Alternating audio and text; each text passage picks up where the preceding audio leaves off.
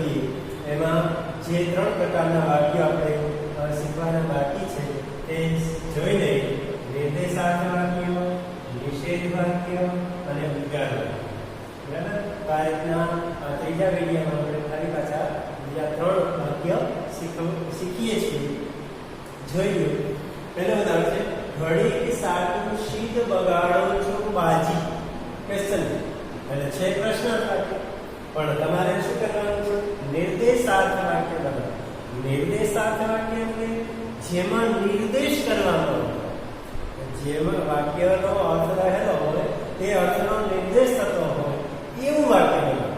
અહીંયા પ્રશ્નાર્થ વાક્ય છે જ, પણ એ જ વાક્યને આપણે કંઈક નિર્દેશ કરતું હોય એવી રીતે બતાવવું છે. તો કેવી રીતે? દાખલા તરીકે જવાબ આ રીતે લખી શકાય, ઘડી સાટું શીત બાજી બગાડો છો. ઘડી સાટું શીત બાજી બગાડો છો. તો અહીંયા બાજીનો નિર્દેશ થઈ ગયો છે. રમત, ઘડીક માટે શું રમત બગાડો છો? તો અહીંયા ઘડીક સાટું શીત બાજી બગાડો છો. અહીંયા છેલ્લે આવી બગાડો છો બાજી, એટલે આગળ લઈ જાવ બાજી બગાડો છો. તો અહીંયા એ રમતનો નિર્દેશ છે. તો જે વાક્યમાં આપણે કોઈ નો નિર્દેશ કરતા હોય એવું વાક્ય બનાવો એટલે તે નિર્દેશ વાક્ય. બરાબર? ત્યાર પછી આગળ વધીએ. ઉદ્ગાર નિષેધ વાક્ય બનાવો. તો નિષેધ વાક્ય એથી પણ છે, વાર્તા મેં સાંભળી છે. હવે એનું નિષેધ વાક્ય બનાવવા એટલે નિષેધ એટલે નકાર. નકાર એટલે ન, નહીં, નહોતો વગેરે જેવા શબ્દો મૂકી દેવાના. નિષેધ વાક્ય નથી. હકાર હોય એટલે નકાર કરે. દાખલા તરીકે વાર્તા મેં સાંભળી છે, વાર્તા મેં સાંભળી નથી. સાંભળી નહોતી, તો આમ વાર્તા મેં સાંભળી નથી. અહીંયા વાર્તા મેં સાંભળી હતી, તો વાર્તા મેં સાંભળી નહોતી. હતી તો નહોતી, છે તો નથી. બરાબર? આ બધું નિષેધ વાક્ય, નકાર વાક્ય જે એટલે આ રીતના નકાર નિષેધ વાક્ય થશે. બીજું ઉદાહરણ જોઈએ, અમે બનેલા પરિસ્થિતિ સહી શક્તિ. નિષેધ વાક્ય એટલે અમે બનેલા પરિસ્થિતિ સહી ન શકી અથવા તો સહી શક્યા નથી. તો શક્યા ન શકી. આ રીતના જેમાં ના, નથી, નહીં, નહોતો આવા શબ્દો મૂકી દે એટલે નિષેધ વાક્ય. શા છે? ત્યાર પછી ચોથું ઉદાહરણ છે, જેની ચાલમાં ગુજરાત કશો પ્રગટે છે. ઉદ્ગાર વાક્ય બનાવો. ઉદ્ગાર વાક્ય એટલે જેમાં ઉદ્ગાર કંઈક આશ્ચર્ય અનુભવ એવું વાક્ય બનાવો તેને કહેવાય ઉદ્ગાર વાક્ય. તો જોઈએ, એની ચાલમાં ગુજરાતનો કશો પ્રગટે છે.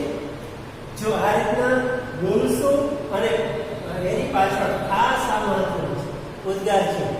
અમુક વાક્યો એવા જ હોય છે કે સીધે મૂકી દીધે જવાબ મૂકી દો, પણ એક ચિહ્ન ન મૂકો તો પણ તમારો જવાબ ખોટો પડે છે. એટલે અહીંયા જેને એની આપણે શબ્દ મૂક્યો બરાબર છે, પણ એની ચાલમાં ગુજરાતનો કશો પ્રગટે છે. આમ ઉદ્ગાર ચિહ્ન કરો એટલે ખ્યાલ રાખીએ.